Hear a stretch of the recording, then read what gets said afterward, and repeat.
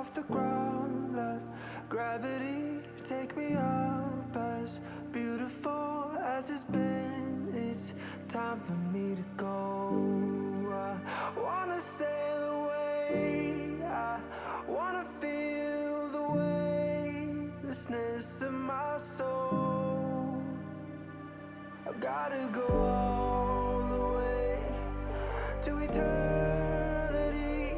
I will run all the way to see you. I've gotta go all the way through time and space to find my voice, to see you. And I'll go.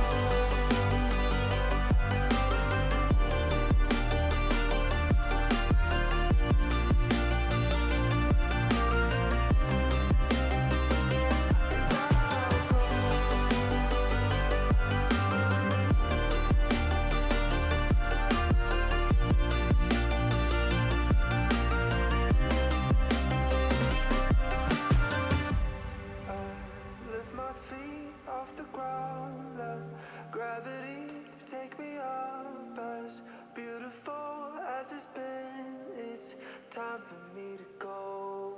I wanna sail away, I wanna feel the weightlessness of my soul. I've gotta go all the way to eternity. I will run all the way to see you. I've gotta go all the way through time and space to find my voice, to see you. The stream will be starting in 2 minutes.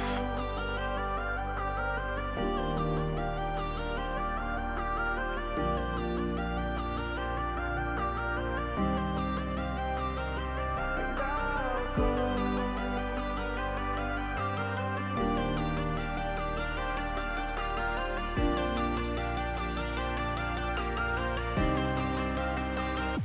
And I'll go.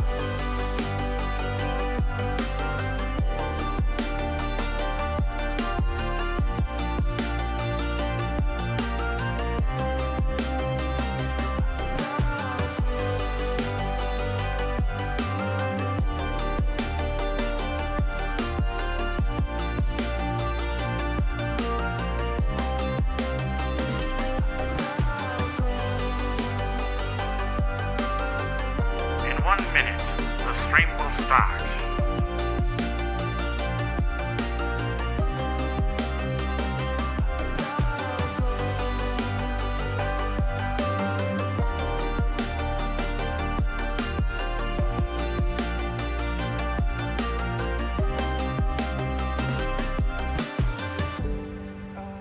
Lift my feet off the ground, let gravity take me up. As beautiful as it's been, it's time for me to go. I wanna sail away, I wanna feel the weightlessness of my soul.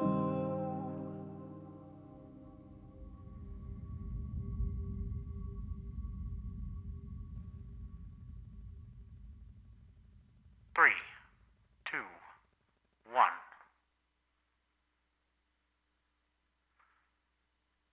Hello, everyone who is watching in post.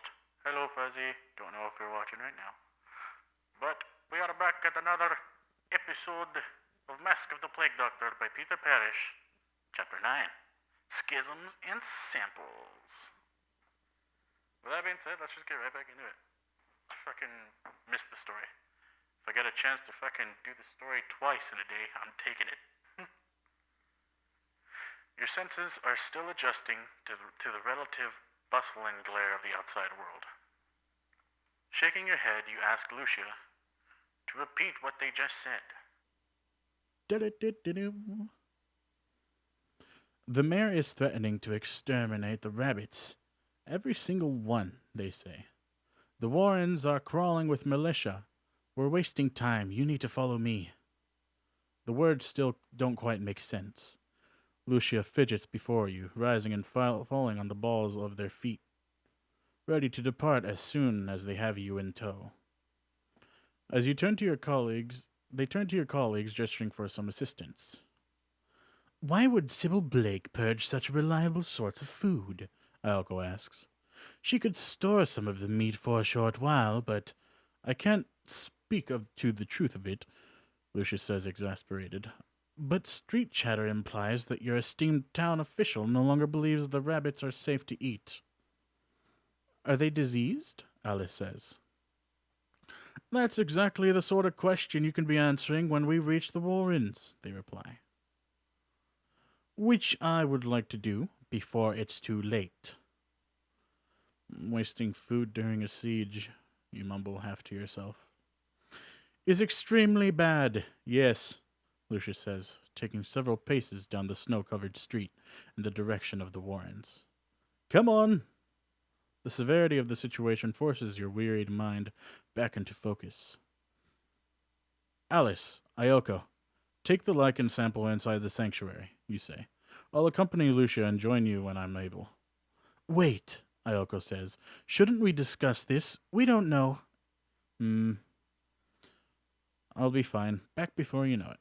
Look after the lichen, that's our medical priority. Somebody has to stop Sybil Blake from making a catastrophic situation even worse. I'm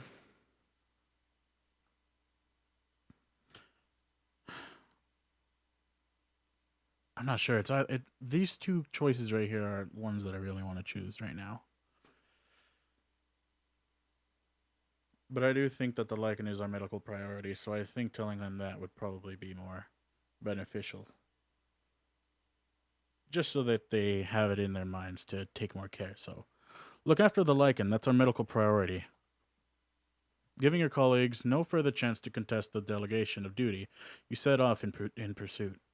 To your relief, Lucia has slowed their stride, allowing your aching legs to catch up. You think back to the last time you slept, somewhere beneath the cold layer of snow over which you now walk, and wonder when you'll next be able to find rest. A low wind from the west makes you shiver. Flecks of powder drift from the rooftops above, settling on your robes and adorning the embroidered butterflies of Lucia's jacket with specks of melting white. The two of you set a moderate pace, scattering puffs of snow wherever your heavy footfalls land. A persistent, hoarse whistling accompanies your progress. You realize it's your own labored breathing. Jack the Ripper, where were you? Lucia asks, allowing a short break in a covered doorway. And what happened? You can barely run. You give them a much condensed version of events, saving your lungs the effort of explaining at any further length. Lucia stares at you, eyebrows creeping aloft as you describe your interactions with the children of the dweller. This town is an endless source of surprise, they say. Save for the surprises being bad, that's a reliable constant. Listen, sorry for dragging you into this business at the Warrens. I had no idea. It sounds like you need to recuperate, not mediate another crisis. I can cope, you reply, trying to convince yourself of the same. If the rabbits are sick, perhaps I can determine why. Lucia nods. Ready to move on? They ask. You hold up your hand, forcing a few more restorative gulps of freezing air down your pained throat. All right. Say when. It's just we may be short on time, and you mentioned, you reply, tiredness fraying your patience, with a stiff gesture toward the Warrens. You haul your body onward. Through the snows. As the outlines of hilltop manor houses grow clearer on the gray horizon, something else catches your eye in the middle distance. You hold your hand to your brow, ceasing your stride to peer through the tumbling flakes. A line of wooden carts, low drifts of white, gathering around their feet. Their wheels. Why did I say feet?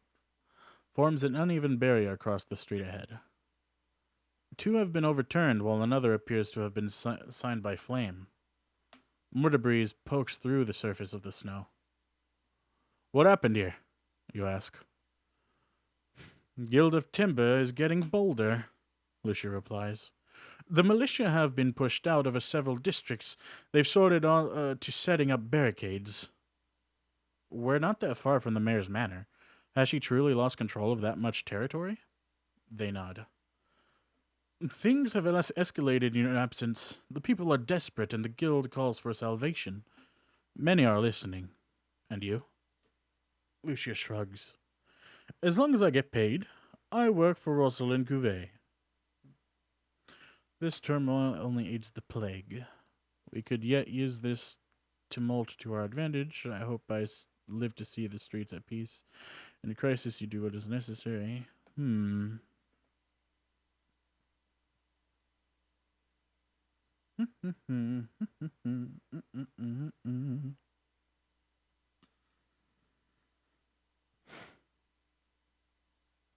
Like, this is a very difficult one to choose between.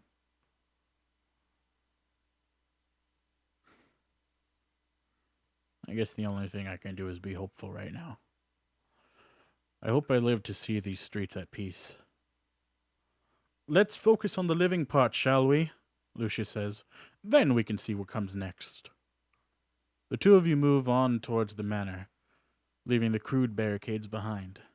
As you get closer, you hear the stirrings of mayhem upon the wind.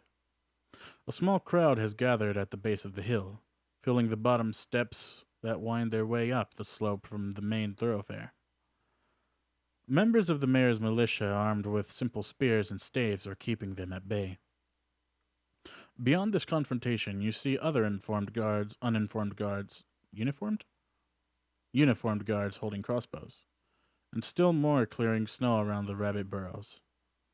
Thin strands of smoke arise from 3 bonfires, struggling to maintain their flames in the gentle snow. It's so odd. It doesn't sound like you're reading. It sounds like you're actually talking. And well done on finding those settings, my dude. Thank you and thank you.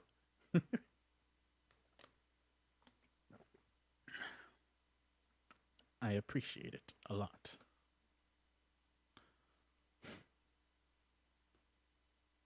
Thin strands of smoke arise from 3 bonfires, struggling to maintain their flames in the gentle snow. As you watch, more straw and kindling is tossed onto the fledging pyres, directed by a figure wearing a padded coif. They're still setting up. We're not too late, Lucia says, relieved. Together you crest the first step and start to make your way through the crowd. The bodies are packed tight, and you take note that few of these people display the gaunt and fearful faces belonging to so many of the Thornback Hollow citizens. Though there are no red sashes in evidence, you suspect a significant guild presence. Your crow mask draws pointed glances as people make way, wary of the blade at Lucia's side. Back off no farther, one of the militia calls, thrusting the blunted end of an ancient spear at the front line in which the two of you now stand. They're about to issue another command when they catch sight of your mask. Instead, they say something to the guard at their side, who nods and leaves the formation. You see him walk a short distance up the hill and begin conversing with the woman in the coif. Appears we've made an impression, Lucius says, as a gesture is made in your direction. I'd love to think it was my attire, but that mask of yours always seems to create quite a scene. Those two, a woman's voice commands. Let them through. Step forward.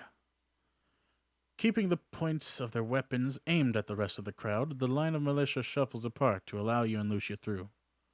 Beyond, you find yourself beneath the glare of the lieutenant. She stands tall, hands on her hips. I'm Gundrida, she announces. Nobody requested a physician. Explain yourself. Yet you may have needed one, you reply. I'm informed that the rabbits are sick. Some kind of animal doctor, are you? Gundrida's expression is fixed in a scowl. Your skills won't be necessary. The rabbits have the walking death. For the safety of the town and on the orders of Mayor Sybil Blake, I am to cleanse these warrens of pestilence. Higher up the trail over Gundrida's shoulder, you see a group of citizens in close discussion. By the finery of their dress, you speculate that they must be associates of the mayor, or perhaps merchants of considerable means. Their own expressions suggest concern at what is taking place. Who confirmed the Your question is cut short by a deviant wail. Turning toward the noise, you see Richard Cogg being pulled from his abode by two of the militia. The steward of the Warrens tries to cling to the framed door, struggling and kicking against his captors, but to no avail. His escorts spare no ceremony in prying his fingers from the beam and dragging him, without care, across the snow-laden hillside. Left slumped between the two guards with his head in his hands, you can tell the fight has left him. The mayor informed me that the rabbits have the walking death, Gundrita says, as if nothing had occurred. And my orders are to eliminate the vermin. Let's see. I insist upon examining the rabbits and giving a second opinion. That would be a good idea. To buy time, I convince her it is possible for rabbits to catch the walking death. I try to intimidate the militia by suggesting their proximity puts them at the risk of plague. I crowd eyes spoiling for a fight. Perhaps I should... No, that's dumb. I developed a certain affinity with the Cog's rabbits. I should check his abode. Let's see. I think the first choice would definitely be a lot better. So I insist upon examining the rabbits and giving a second opinion. Before you take such action, you should allow me to examine the rabbits, to confirm the disease, you say. Were you not listening? Gundrita replies. The mayor has told me, and she has never changed her mind? You inquire. Have you considered what might happen to you if you slaughter a food source during a siege, and the mayor requires somebody to take blame? The militia lieutenant falls silent. From the look on her face, it appears you have introduced sufficient doubt. I may have some matters upon which to reflect, she says. Calling out to the other guards spread across the warrens, Gundrita directs them to give you free passage. Just the physician, she adds, as Lucia tries to step forward with you. Your feather-sporting friend stays with me. Giving them a nod of reassurance, you go in search of some rabbits. You're no expert on the creatures, but it's clear that the few will be poking their heads above ground, while the commotion on the steps is ongoing. Scanning the white hillside, you try to locate a burrow farthest away from the crowd, and any crossbow-armed militia. You find a concentration of burrow entrances beyond Richard's cog dwelling, far enough from the steps that the sound of confrontation barely carry on the wind. Perching yourself behind a drift of snow, in a position where the soft gusts should blow your scent away, you settle in to watch. As you flex your fingers to chase away the numbing cold penetrating your gloves, you wonder how much time Gundrita will extend to your cause. That concerns blossoms into anxiety, as the rabbits refuse to leave their warren. No matter how hard you stare at the holes in the earth, nothing emerges. Forced to alter your approach, you locate some tracks near the burrow entrances and follow them through the snow. They end at a small mound, tufts of frozen fur breaching the powdered exterior. Kneeling down, you examine the dead animal, trying to determine its fate. The cadaver is stiff and resistant to surgical tools. With some care and a little strength, you are able to explore further, but you cannot say for sure what causes this death. Age, cold, and general sickness appears the most plausible causes. You find no trace of the white lichen seen beneath Thornback Hollow. As you stand up and prepare to return, you see members of the militia taking up new positions. Gundrita is pointing and shouting words you cannot make out. Moving across the snow as quick as you're able, you hurry back. Decision's made, Doctor, the lieutenant says, as you stand out of breath before her. I cannot risk returning to the mayor with this task incomplete. You gasp out your findings, still hoping to prevent her from making a grievous mistake. The mayor says the rabbits are dying from walking death. You found a corpse. This changes nothing. With clinical movements, she signals to the militia near the bonfires. The purge begins. Fuck. At Gundreda's command, the militia began to walk the hillside, checking that the entrances of the burrows are clear of snow. You see one of the men signal back toward the nearest bonfire, and another carry a bundle of dry straw over his position. The straw is packed in place with grim, methodical efficiency. Somewhere behind you, the anger of the crowd takes on a new urgency. But it sounds so far away. One by one, the holes are set ablaze. The guards, ready with their crossbows and bludgeons, gather around a central burrow, left open for a singular purpose. The trap is set. Smoke is flooding the tunnels, and the animals stand little chance. Crossbows snap. Blunt bows leave the snow-stained red. After the first round of killing, you look away. Your ears ring with the winding of projectile mechanisms and Richard's cogs' despairing cries. The smell of burning fur and flesh drifts across the hillside. It's done, Lucia says. Look up.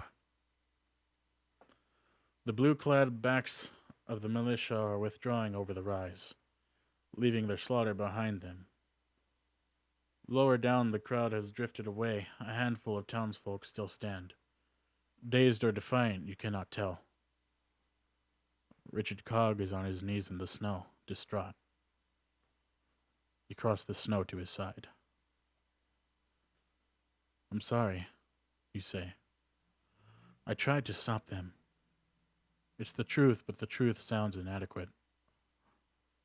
Murderers, he gasps. They didn't kill for food. There was no disease. Just cruel butchery. No disease? Can you be certain of this? The steward of the Warrens look up at you, his eyes streaked with tears. They said the animals had the walking death. But I've seen them sleeping. I don't understand. A realization crosses his face, and he grips them. He grips the hem of your robes. The rabbits in my home, I saw no guards enter. They should yet live. Please, give them refuge. It's no longer safe here. We could house them at the sanctuary if that is what you wish, you offer. Yes, he says, pulling himself to his feet with renewed purpose. I have people I can trust. The rabbits will be delivered as soon as I can arrange it. Thank you, Doctor. You shall see for yourself these animals are in good health. For the first time, you see some hope flickering in his grieving eyes. Doctor, a word, if we may. The new voice by her shoulder belongs to one of the wealthy townsfolk. She beckons you toward their group. Go, Richard says, bidding you farewell with a smile. And my thanks once again. Converse with the affluent individuals. You follow the woman up the steps to where the rest of her group stand, observing events on high and from a respectful distance. Lucia casts some admiring looks at the woolen coats and elaborately stitched leggings adorning the individuals at this small gathering. Lucia's feathered hat garners an approving nod in return. Your efforts to prevent this tragedy did not go unnoticed, the woman says, pulling her fine robes around herself and brushing some melting snow out of her dark hair. The extermination of those animals was regrettable and foolish. Who are you? You ask. Of course. Please forgive me. My name is Mariota Wee, of the Thornback Wees. Wise? I think it's wise. Mariota Y. I'm going to go with Y. She registers no recognition on your face. No? Not to worry. My associates would perhaps prefer to remain shrouded for the time being. Several nods of agreement follow from those in attendance. To put the matter in plain terms, we are citizens of stature who have grown weary of Mayor Blake's behavior. Today's events have not altered that opinion. You do not believe the rabbits were infected? We do not. Why did the mayor give the order? Mariota sighs and makes a searching gesture.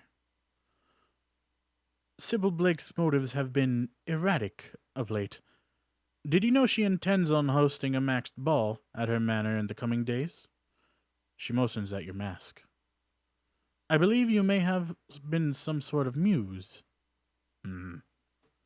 A ball? While the plague still runs rampant? You reply aghast. Quite. As I say, trust in Mayor Blake's ability to handle a crisis is slipping. Hmm. Then make your request, Lucia says, impatience on their lips. This is why you invited us to speak, I presume. Rumbles of disapproval follow this interjection. Mariota clears her throat with mannered precision. Your companion would have us straight to the point. Very well. She leans a little closer. Your role has no doubt taken you to every corner of our town. You've spoken with the mayor and pauper alike. Our question to you is this. Which way do the winds of power blow? I assume it's always the king or the crown. The mayor may be erratic, but this town will not benefit from further upheaval supporting her. Upheaval support her, but this town will not benefit from further upheaval support her. Okay. A man named Rosalind Cuvée is in town and has claim to the mayoral title. A guild of timber has popular support on the streets. You could add your backing. I'm a physician. Your schemes and plots for power do not interest me. I don't know. All this conflict is just going to fucking ruin everything for everyone.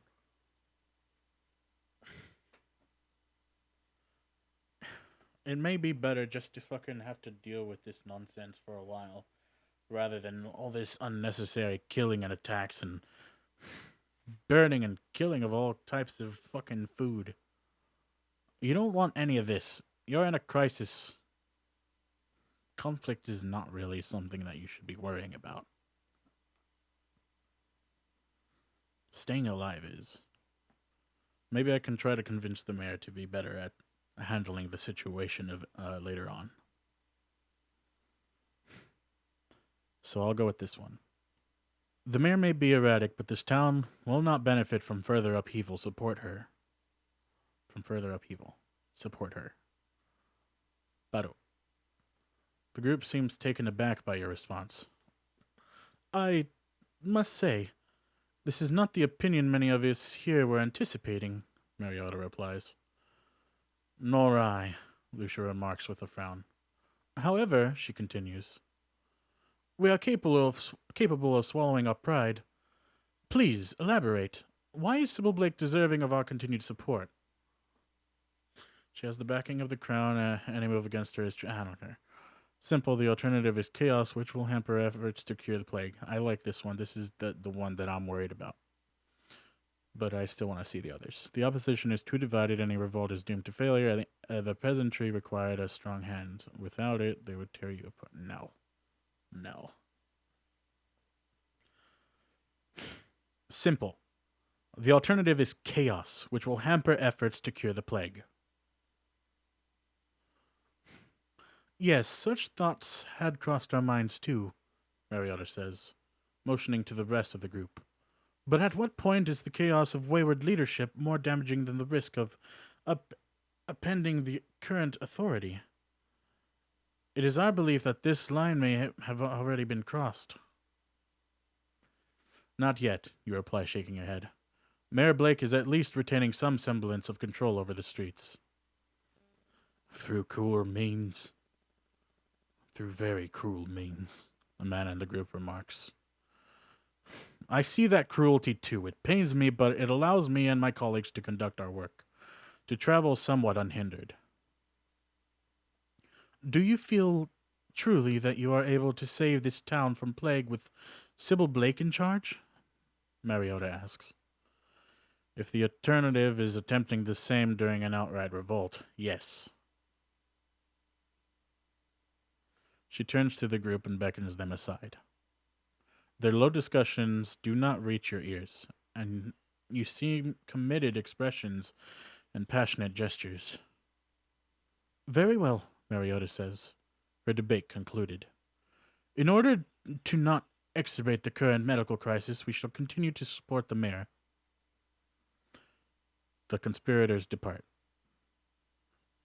Secure the support of Mariota away and her wealthy allies. Good. So is this past the point of the last playthrough? Yes, I did chapter 8 earlier today. That's what I was showing you in Discord. The terrible quality, visually displeasing to my eyes. So I got I'm glad that the changes that I made to the stream is actually working proper, or a lot better than what it was before, at least. Lucia watches the group disperse. They're back to you. The merchants leave footprints in the snow as they head down the hillside toward the market districts.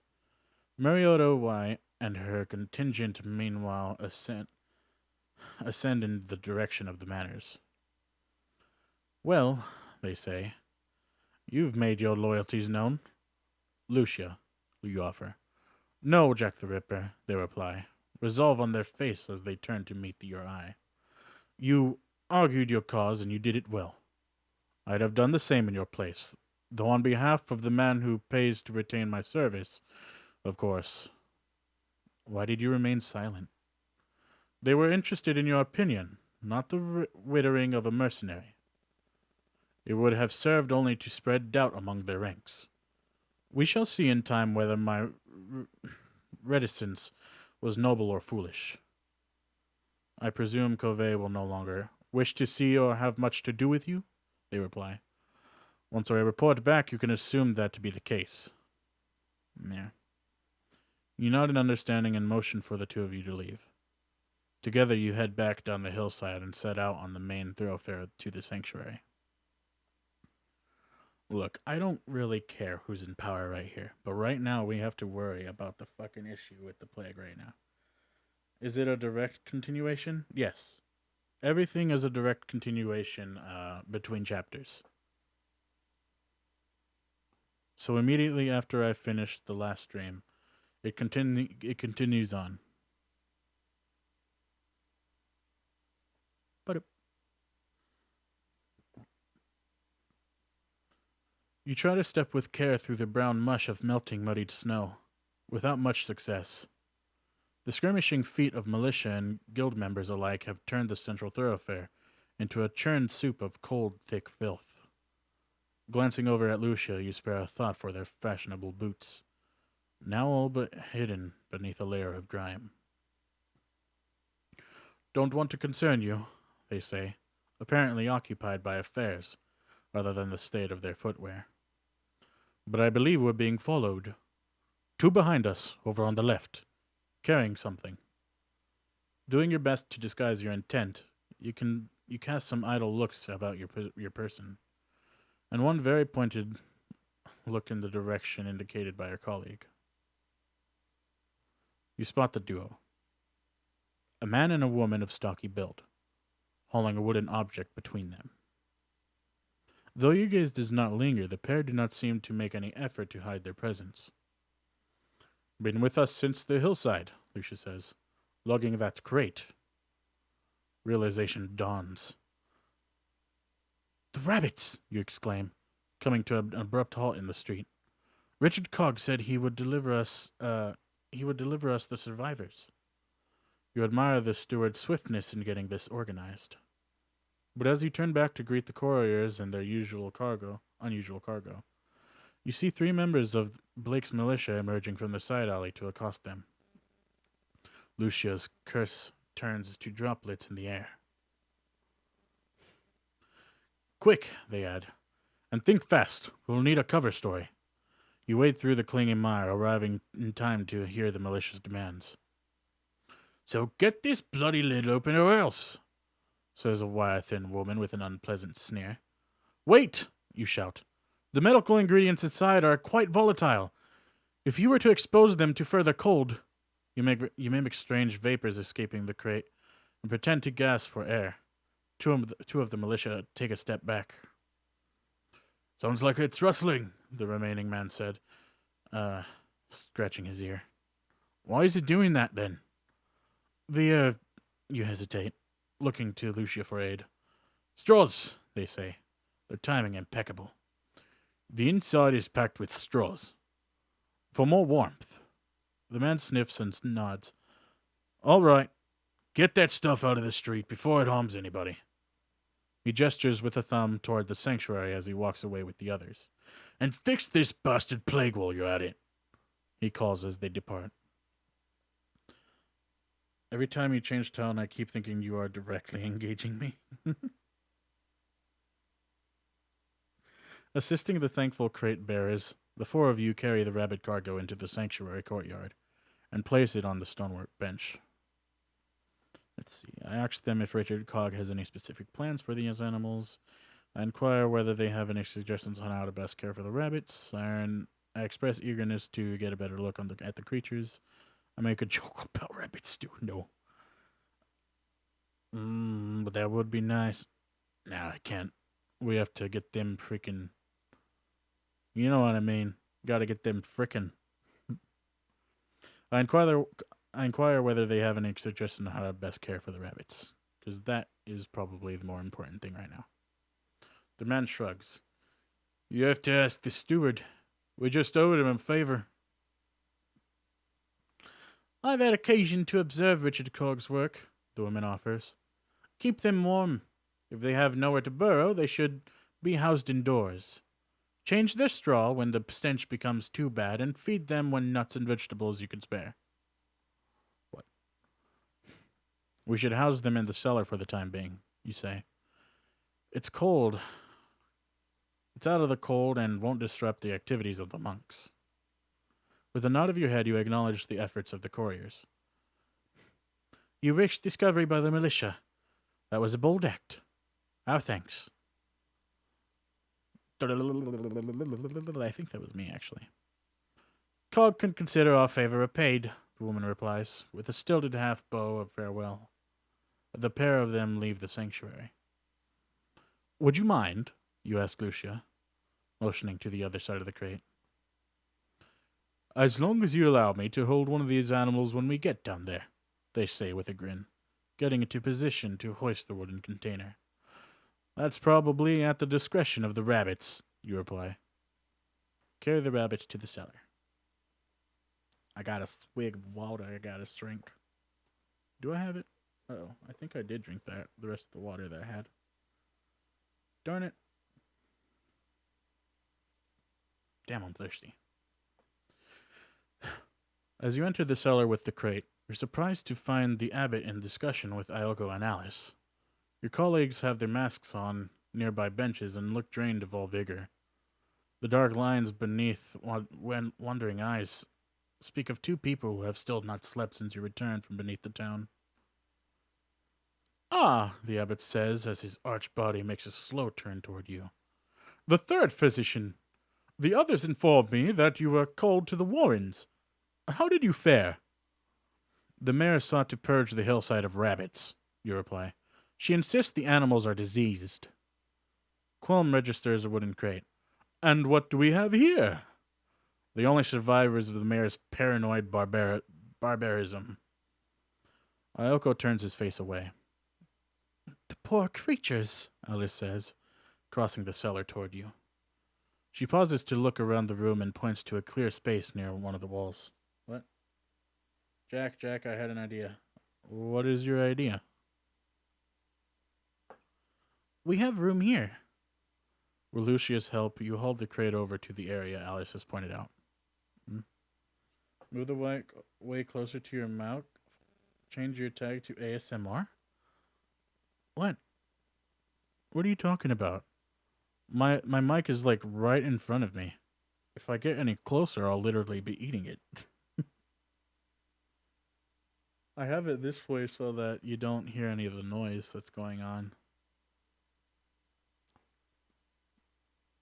Make this an ASMR reading stream. I don't know. I don't know about that one. I don't want to whisper. I don't want to whisper. Increase the gain, make it ASMR. Do it, bro. Don't you hate ASMR? I like ASMR, but I could have sworn you told me you don't like ASMR. Or it's somewhere. Or was it mouth sounds? Yes, oh god, it's fucking awful. So don't make me do it. But you aren't in my ear. But you aren't in my ear currently. You're on speakers. I'm on what? But oh, mm, I don't really want to do that. Yeah, I have a fan going. It's not going to sound great.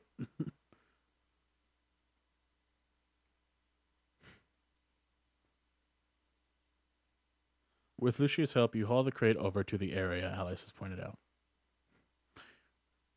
It is the sage's will that we offer to aid to all creatures in need, Abbot Qualm remarks. If you require assistance in their care, the sanctuary will do its best to provide in these scarce times. You thank him, and he responds with a kind nod. With a shuffling of robes, he departs. Attend the animals. Hold on. Let me see. I'll see what I can do. I don't know, man. It feels like it'd be good. I don't know. Hold on. Let's see. What can I do? What can I do? La la la la la la la la la la la la.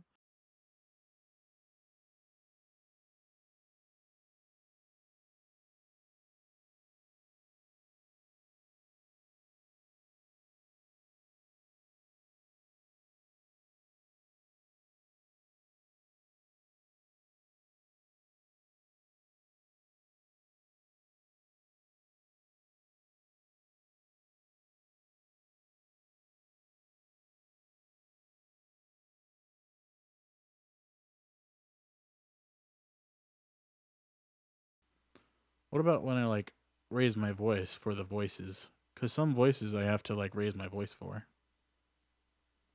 I don't want to fucking blast people's ears open. That'll be mean.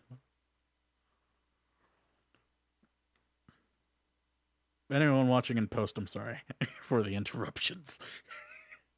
I just realized I fucking upload this shit to YouTube. I don't know if anyone's gonna be happy with the pacing of the story. Low compression, higher gain. Higher gain? I don't even know if this thing can go any higher. It's gonna sound awful. Because there's a low hum for this cable that I got. I gotta get a new cable so I can reduce the noise floor of this fucking mic. Because the cable that I have, it's not as loud as this other cable that I have, but good lord, it is annoying. Watch this. You're gonna hear a...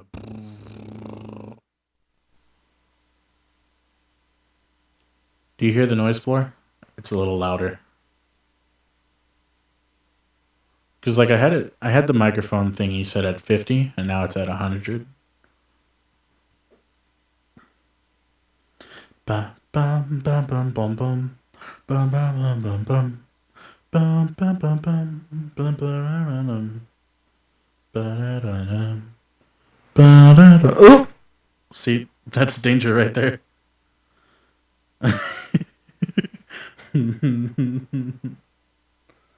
Try it. If it sucks, I'll scream. Nope, just you. Perfectly clear.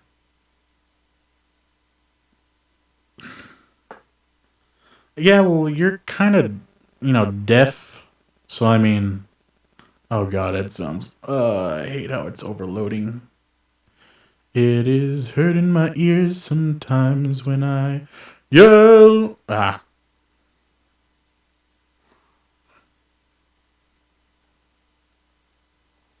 Through fire and flame I curse you. Rah! Until then, that bit blew my ears out of my anus.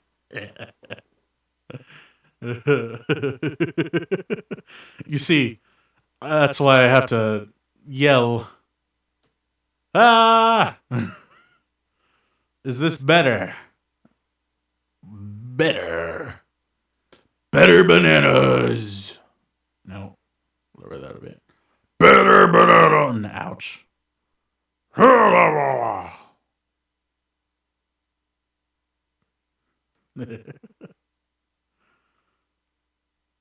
I, it's at 61 now. This is the point where my mic doesn't fucking break. This is the highest. This is the peak that I can go right now. Peak banana.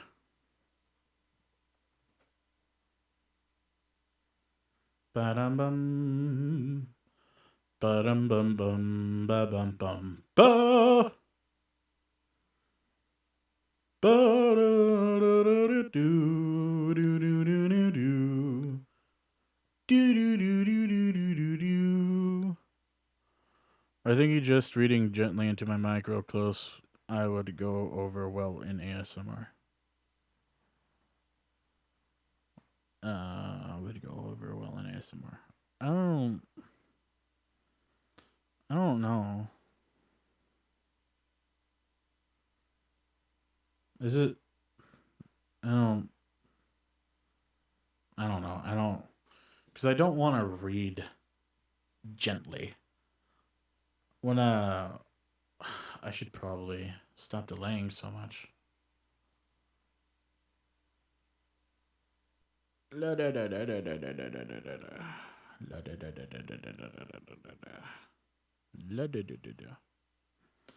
No.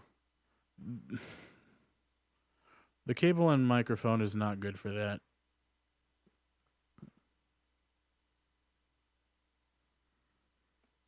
Like,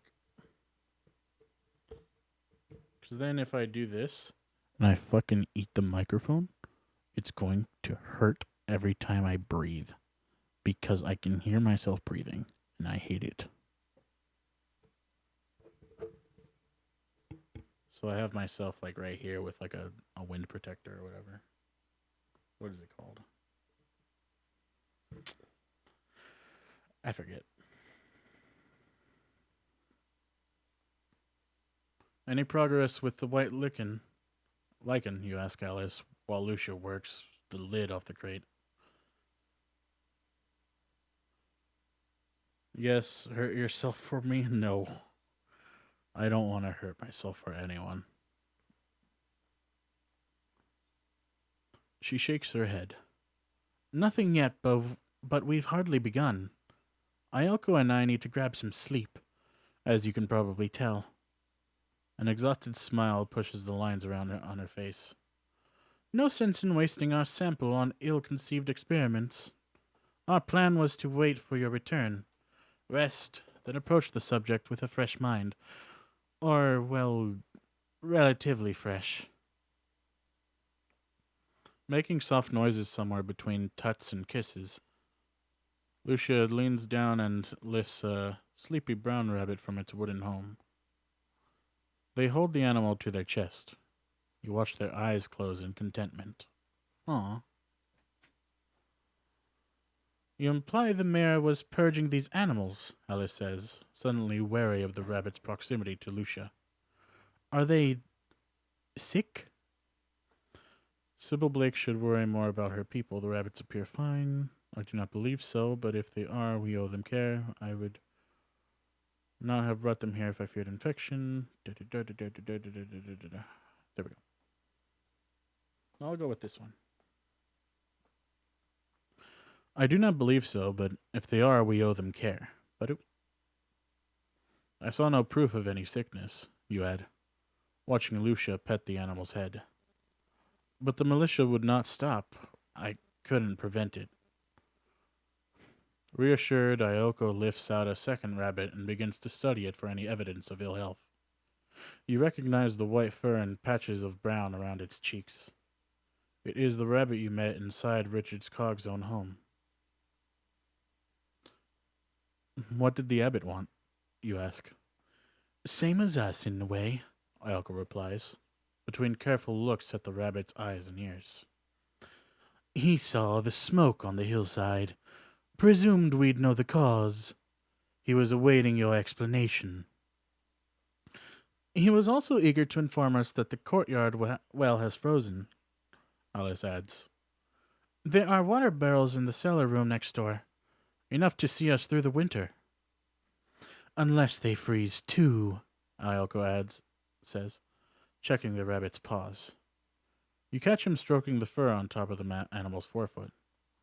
Then we may die of thirst before we starve. Magnificent, you sigh. Aren't they?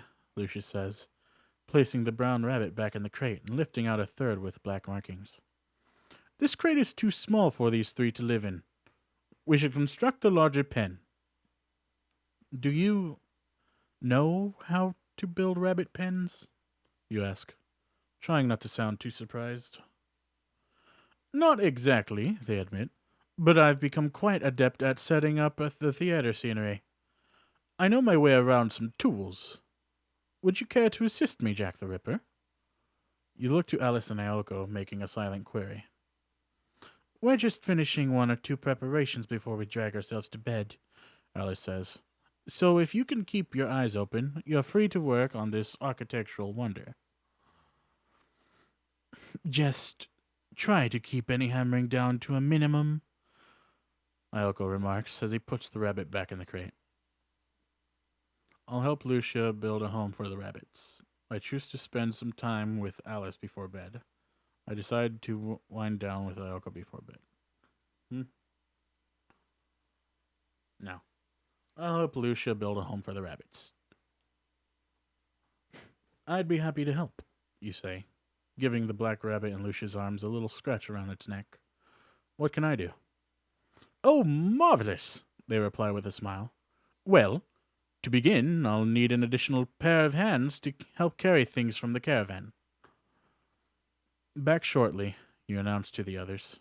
Ayoko is already back at his bench and gives you a brief wave of acknowledgement. We may have retired to our rooms by the time you return, Alice says as Lucia paces the black rabbit back in the crate and covers it with the lid. Be sure to do the same once you're done here. We'll need your mind sharp for the work ahead. You nod. The way your body feels, there should be few problems giving yourself over to sleep once the animals are properly homed. Retrieve Lucia's equipment. Careful there, Lucius says as he turns sideways to fit the panels of theater scenery down the cellar steps.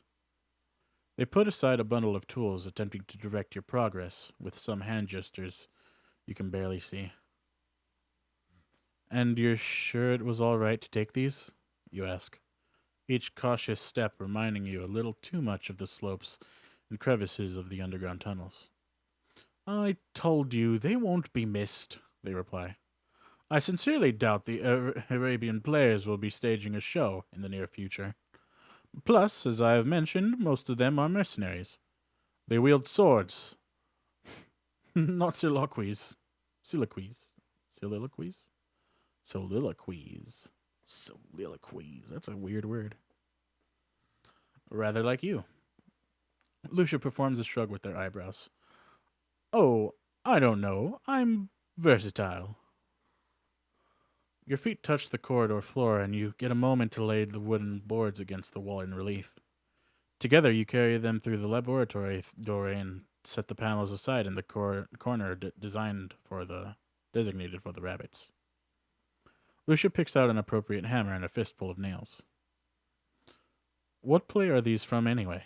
You ask, looking at the array of trees and waterfalls depicted on the scenery panels in vibrant painted hues. The beguiling tree, they reply. Here, hold this. You move closer and help to keep 2 pieces of board stable while Lucia affixes them with nails. It's about a deceitful merchant who learns of a valuable forest gem from a local farmhand. The merchant sends villagers after villager on doomed quests into the enchanted wood. When none return, they send the farmhand's lover. And, you say, then what happens? It ends all well. The trials of the beguiling tree are overcome, and the adventure returns in triumph with a gem. Turns out the gem holds the lost souls of all the villagers who were sent to their deaths, and in a rage they manifest and tear the merchants limb from limb. Charming, you say. Sometimes I wish we had a magic gem to solve our problems, Lucius says, pausing their hammering. Instead we have rabbits, you reply, nodding toward the grate. Their face brightens. Between the two of you, you're able to fence off a section of the room with panels tall enough to prevent the rabbits hopping over. Lucia constructs a small hatch that can be opened for food and water, and a large hinged door for entry. Together you scatter straw all over the floor and introduce the animals to their new dwelling. They sniff and hop around, investigating all quarters. It'll serve, Lucia says, wiping a light sweat from their forehead. Despite their efforts, they still sound unfulfilled. What's wrong? You ask. These creatures should be roaming free. Seeing them caged, They turn, fixing you with a hard stare. There's a repressed exasperation dancing behind their eyes. I want you to promise me something, Jack the Ripper. Tell me. If there comes a time when we have clear opportunity to escape this town, we have to take it, no matter what we're leaving behind. What do you mean? I don't know. Without a second thought, abandoning the town and everybody in it? It's my duty to stay. You know I can't promise you this. I don't know. Why? Abandon the town and everyone in it? Choosing to live, Lucia insists. You owed the people of this town nothing, yet you've given them almost everything. Don't toss away your life as well. I owed them medical care. I owed them my attention as a physician. And you've given it to them. Their voice echoes off the wooden walls. The next words come softer, more measured. All I ask is that you consider which one cause is lost and other may be pursued. You hear the rabbits scrabble amongst the straws in their new dwelling. Fragments of the painted stage scenery look out at you. Their conjured landscapes speaking of realms not yet traveled. Alright, if the time comes we flee together, I won't do it. This is...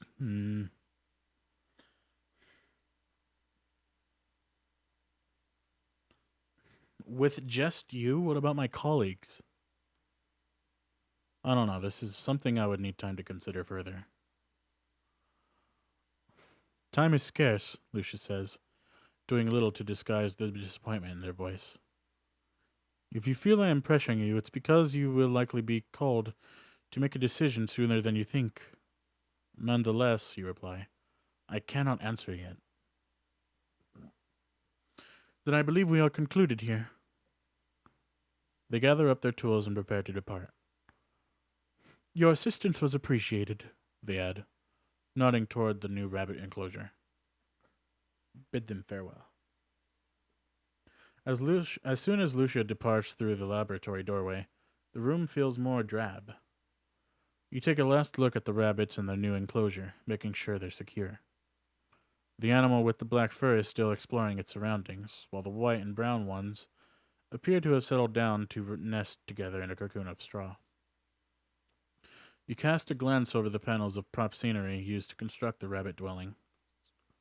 The only remaining splashes of color now that Lucia has left. The weight of exhaustion you've been carrying since your return to the surface is almost unbearable. Draped over every part of every limb like a robe of ringed mail. Embarking upon a short journey you will later be unable to recall. You drag yourself back to your quarters. Collapse upon your bed. Boop. You find yourself back upon the hillside, standing beneath the manors of Thornback Hollow. The crackle of a fierce fire fills your right ear. Smoke thickens the air, dulling all around you with gray haze. Through the fog you see more bonfires flare on the hill, tall columns of flame reaching for a dusky sky. In horror, you realize how these pyres retain their unusual shape. Standing straight, their feet and calves buried in the earth below, are people engulfed by flames. You rush forward, drawn by the urge to extinguish the fires and pull people free. But as you approach the closest pyre, you feel no heat. The man's eyes are wide open, his skin unblemished. A look of serenity on his face. Looking down, you see a bed of tiny white flowers.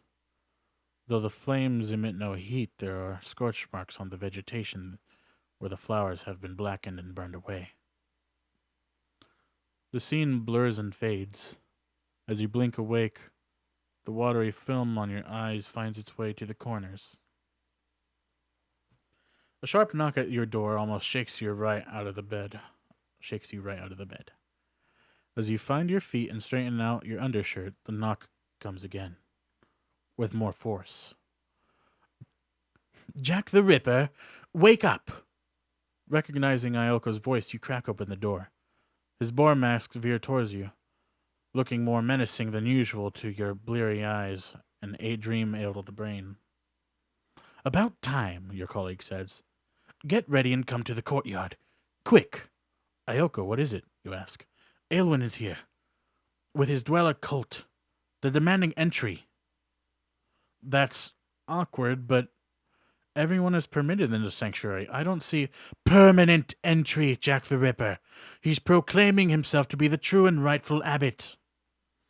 Not needing to hear more, you scramble to collect your belongings and outfit yourself to the full attire of a plague doctor. Hurry to the courtyard. You hear the raised voices even before you step out into the sanctuary courtyard.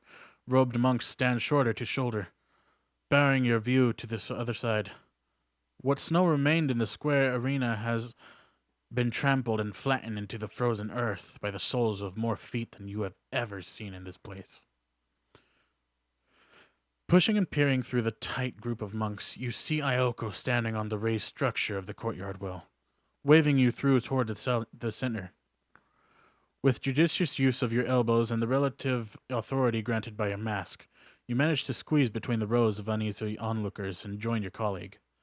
Alice has perched herself on the rim of the well, now covered for the winter, and her familiar fox mask tilts in your direction.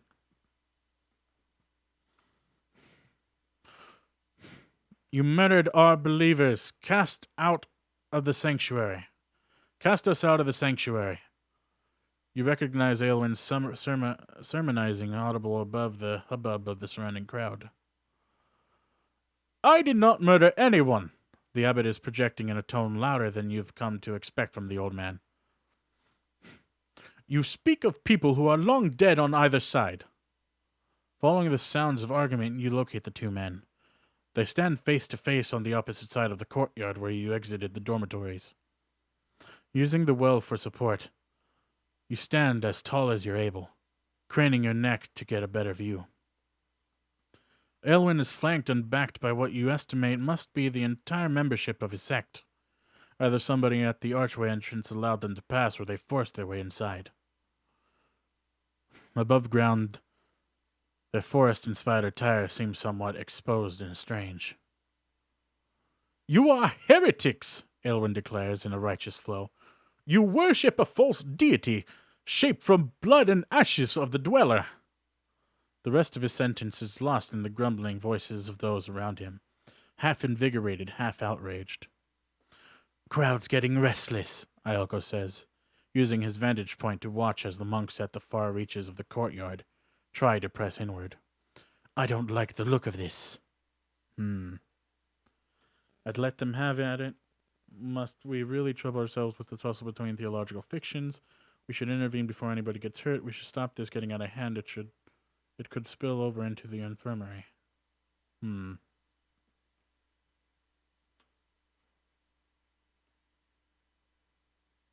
don't know. These last two are probably the same for me. I think we should intervene before anybody gets hurt. Boop. "Might be too late for that. Abbot Quelm's sensibilities appear to have taken a severe beating, Ioko replies, a strange showing in his hand as he climbs down from his position. I believe our colleague is more concerned about actual bloodshed, Alice says. Victims of the walking death lie just beyond that door, you say, motioning to the sanctuary hall. If it were to be breached... Yes, Jack the Ripper, I'm quite aware, Ioko snaps. Come on! So much for being able to devote our time and energy to study the lichen, Alice says, scooting down from the edge of the well. As a trio, you find it far easier to push through those standing in your way. Most of the monks try to step aside of their own accord when they see you approach. A handful of your recruited assistants have managed to position themselves close to the abbot and give you a look of recognition as you arrive by his side. Do not presume that I will allow you to spread your sacrilegious screeds in the sage's sanctuary of oak without reply, Quelm is saying, waving a shaking finger beneath Aelwyn's nose. Sybil Blake's son has the hood of his dark robes pulled back and wears the same circlet of pale flowers upon his head. His expression registers your arrival. Doctors, we meet again, he says with a slight nod. You know one another? Quelm splutters in surprise. The three of you knew that Sybil Blake's heir was leading a perverted cult of blasphemers, and you said nothing? This is... What do you have to say for yourselves? It is you who are blasphemers, Aelwyn says. The Dweller is the rightful... Silence! The abbot commands, his voice fraying. I would hear first from the physicians. We encountered the Dweller sect beneath Thornback Hollow, Alice explains. Aelwyn was among them. The monks nearby whisper in their alarm at the idea of cultists hiding below the very streets they walk. Standing at the abbot's side, Prioress Marilda hushes them with her hand. It's our duty to cleanse this town of the plague, Ioko adds. We saw no signs of infection among his group, nor any indication that their presence posed any immediate risk. And yet here they stand ready to ransack our sanctuary and infect us with their heresy, the abbot shouts, gesticulating toward the sect. The monks at his back tense in readiness. Marilda nods her approval. The Dweller brings clarity to all who hear him, Aelwyn says, fervent and unbending. Step aside, false abbot. They will cleanse your lies and embrace all who repent. Repent? Repent? Echoed the chiller. Oh, I know what to do. Hold on.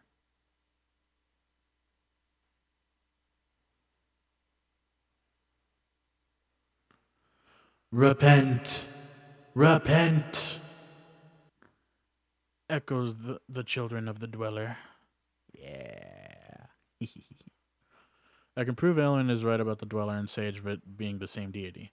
I side with the abbot in defense of the Sage Oak. I side with Aelwyn and the Dweller children. It will be difficult, but I believe I can broker unity between the two. In despair of this theological conflict, it must be ended by any means. I can prove Aelwyn is right about the Dweller and Sage being the same deity.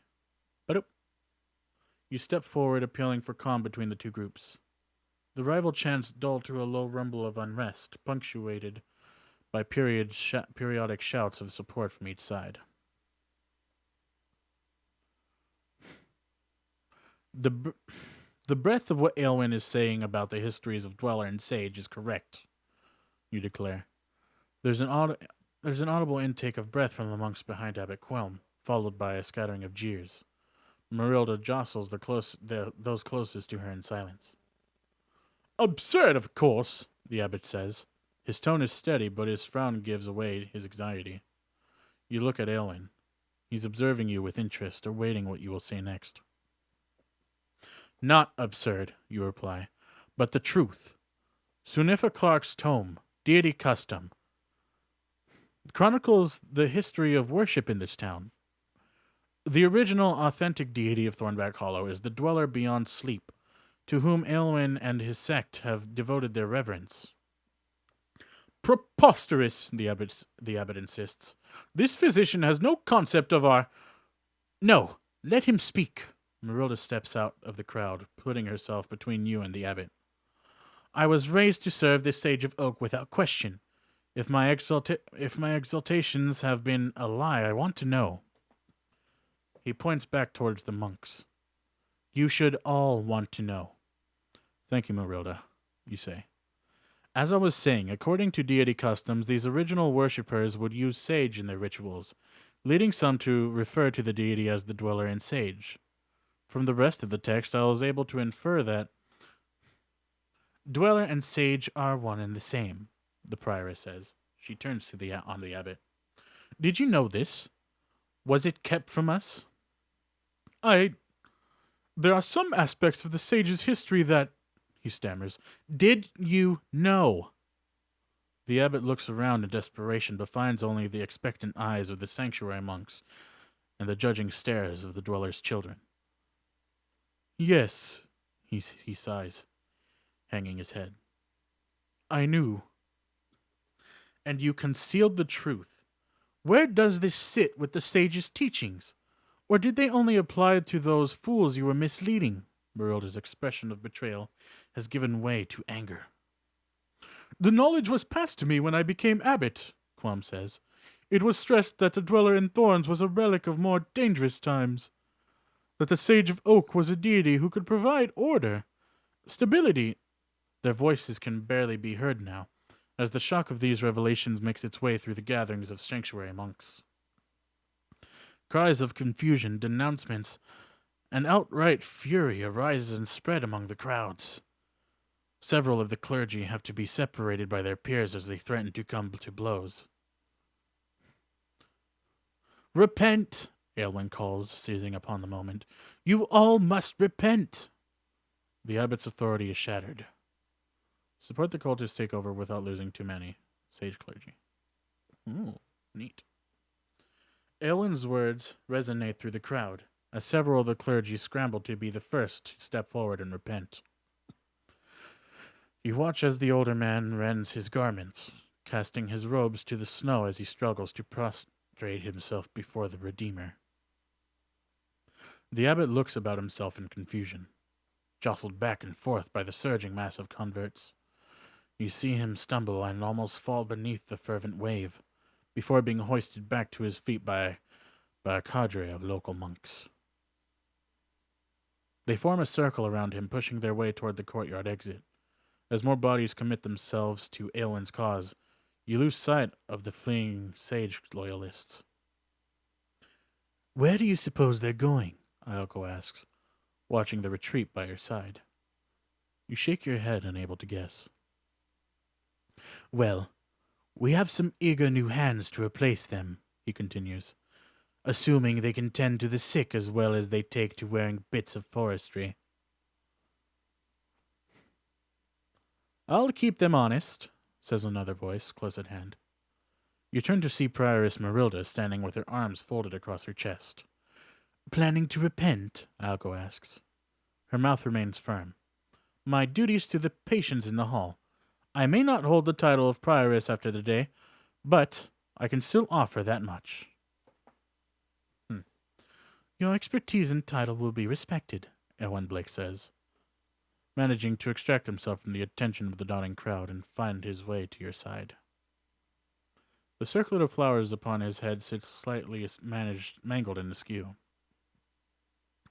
As will yours, physician. The dweller's children owe you a great debt. You can repay it by allowing us to leave and continue our studies, Alice calls, already part way back toward the entrance leading to the basement laboratory. Yes, of course, Ewan says with a blink of surprise. The plague must be overcome. Go with the favor of the dweller. I shall continue to organize matters here. Enter the laboratory. The three of you stand around one of the converted laboratory workbenches. Three masked physicians pondering a small leather pouch. You stare at the unassuming bag with its creases and weathered texture, aware that its that it contains a substance that may bear sole responsibility for the chaos and suffering unfolding in the streets and buildings above. It has to be this, Alice says, beginning to pace alongside the bench. Her gaze does not leave the pouch. It simply has to be. Because the evidence suggests as such, or because we're running out of time? Ayako asks. It's flora we do not recognize. The growing on roots and tunnels beneath the town we now know were used by smugglers, and the mayor's behest no less, she replies. That alone is enough to warrant testing.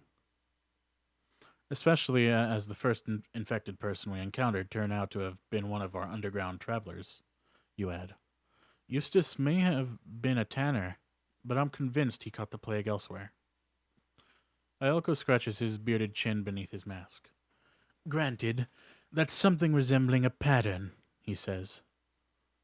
You nod in response and look back at the pouch. Then let's cease these deliberations and prove this lichen is the plague source, Alice says, halting her agitated pacing. You look into the masked faces of your colleagues. Behind you, the rabbits snuffle around the area constructed for them by Lucia. I'll test the substance myself, Alice says, her tone firm. We can use one of the rooms above the sanctuary hall for isolation. If I begin to show clear signs of the walking death... Alice, no, Ayako exclaims. There has to be a better way. Ways that will put others in danger, she replies, calm and direct. Jack the Ripper, you made me a promise. This will only work if you can be certain that you are currently free of infection, you reply, sounding out the idea with caution. Jack the Ripper, says Ayako alarmed, you cannot be entertaining the... I slept without interruption after our return from the underground, Alice replies. Whatever affliction was intruding upon my rest has now passed. I agree to Alice's plan allowing her to risk infection. I suggest testing on rabbits Ayako has taken to them, but it avoids endangering people. Think we should search to volunteer. I think it would probably...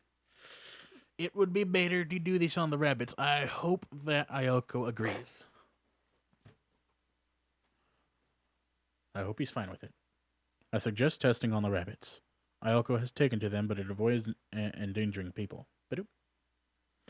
It would spare us the anguish of risking human volunteers, Ayako says, looking over at the rabbit's pen.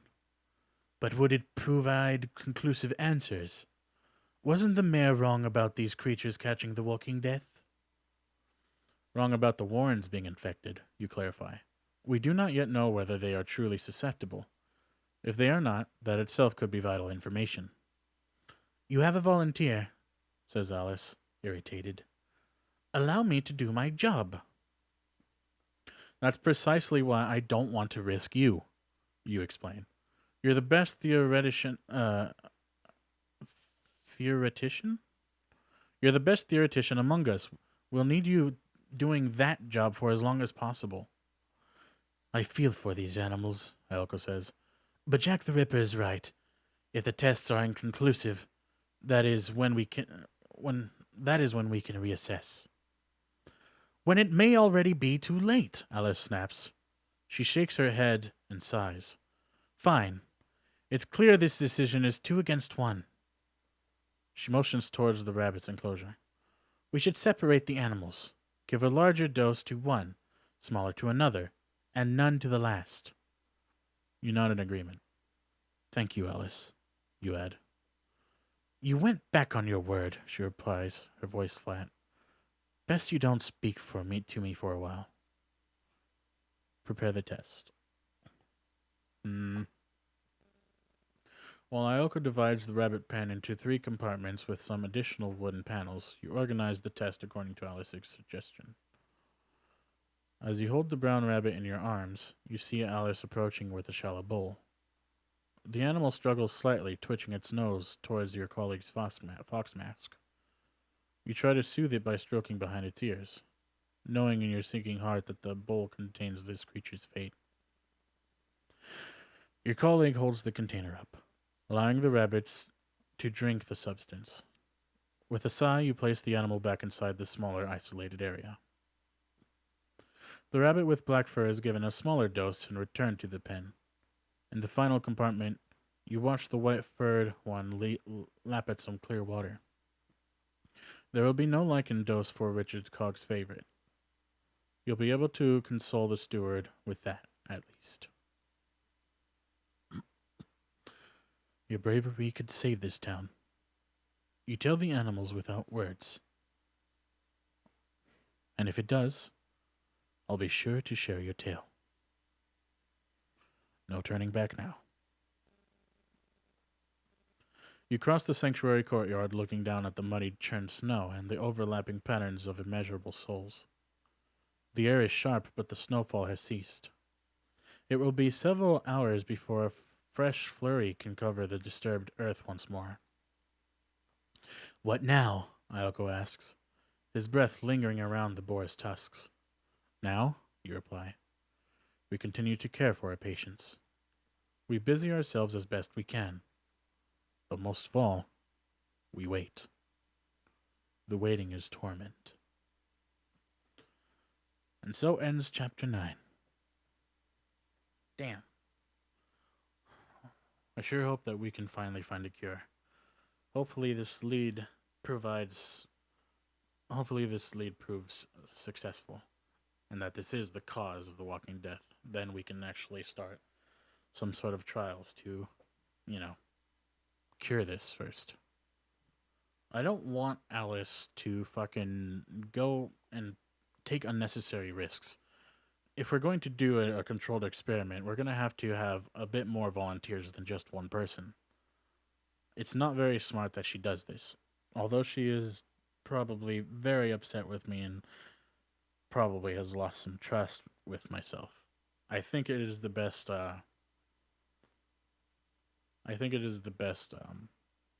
what's it called? The best choice. So with that being said, that is the end of the stream. Thank you all so much for watching, and I hope you enjoyed if you did. Hopefully I'll see you in the next one. Man, this story is fucking getting intense. I hope things go alright next time. Alright.